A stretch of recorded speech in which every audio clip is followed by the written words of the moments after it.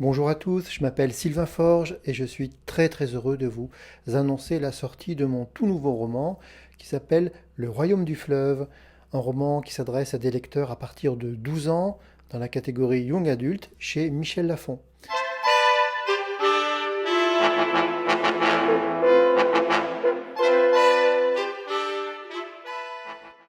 C'est donc mon premier roman jeunesse, un roman bourré d'aventures, d'adrénaline, de mystère, de suspense, de forêts impénétrables et de cités où règne le complot, la sorcellerie, la magie, mais aussi des ordres de chevalerie.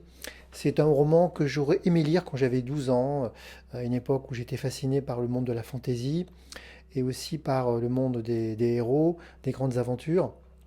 Alors c'est un roman qui s'inscrit dans un futur très éloigné.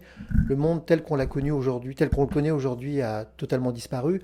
Et à la place, l'humanité est rentrée dans ce qu'on pourrait appeler un nouveau Moyen Âge, avec d'un côté des régions extrêmement sauvages qui se nichent sur les deux rives d'un immense fleuve, et aussi quelques traces de civilisation qu'on retrouve dans des grandes cités libres, qui pour certaines ont redécouvert la machine à vapeur.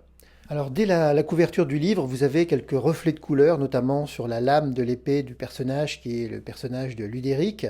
En effet, cette épée lui a été donnée par son père.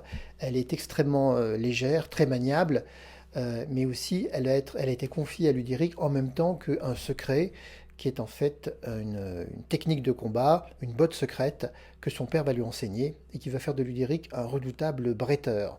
Donc tout repose sur Fendril, cette épée bleue qui va jouer un rôle très important dans l'histoire.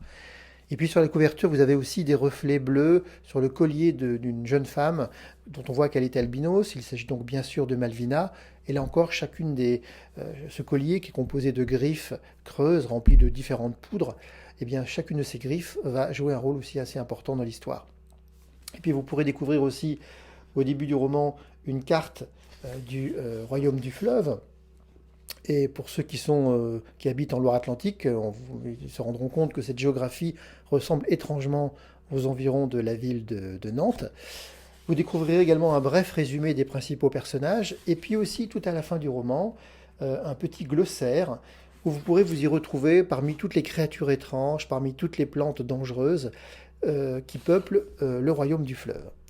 Le Royaume du Fleuve, c'est donc un roman d'aventure dans un futur très éloigné où la végétation, la nature fait son grand retour.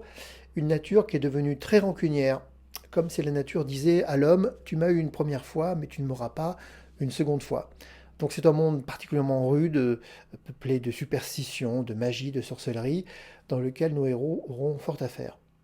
Voilà, donc j'espère que ce roman vous plaira, que vous prendrez plaisir à le lire, au moins autant de plaisir que moi j'en ai eu pour l'écrire.